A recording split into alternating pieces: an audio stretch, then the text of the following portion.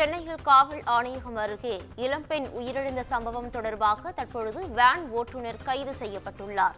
இதுகுறித்தான கூடுதல் விவரங்களை வழங்குவதற்காக எமது செய்தியாளர் சுப்பிரமணியன் இணைப்பில் இணைகிறார். சுப்பிரமணியன், வணக்கம். இதுகுறித்தான முழு விவரங்கள் என்ன?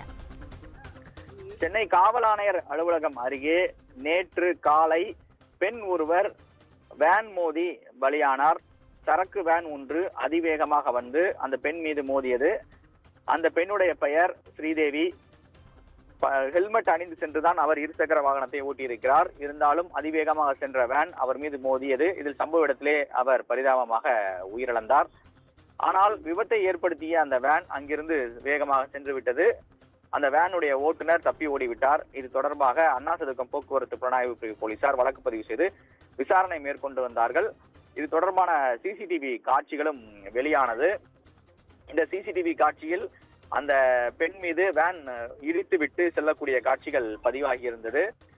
அவருடைய உடல் பிரேத பரிசோதனைக்காக ஓமந்தூரார் அரசு மருத்துவமனையில் வைக்கப்பட்டிருந்தது. இந்த விபத்து தொடர்பாக அண்ணாசதுக்கம் போக்குவரத்து புலனாய்வு பிரிவு போலீசார் தப்பி ஓடிய வேன் ஓட்டுநரை தேடி வந்தனர். இந்த நிலையில் இன்று காலை செம்பரம்பாக்கம் பகுதியை சேர்ந்த சூர்யா என்பவரை போலீசார் கைது செய்திருக்கிறார்கள். அவர்தான் அந்த வேனை ஓட்டி சென்றது என்பது தெரிய வந்திருக்கிறது. அவர் மீது மனித உயிருக்கு ஆபத்தை விளைவிக்கும் செயலில் வாகனத்தை ஓட்டுதல், கொலையாகாத மரணத்தை விளைவித்தல், மோட்டார் வாகன சட்டம் ஆகிய உள்ளிட்ட 4 பிரிவுகளின் கீழ் வழக்கு பதிவு என்பது செய்யப்பட்டிருக்கிறது. கூடுதல் விவரங்களுக்கு நன்றி சுப்பிரமணியன்.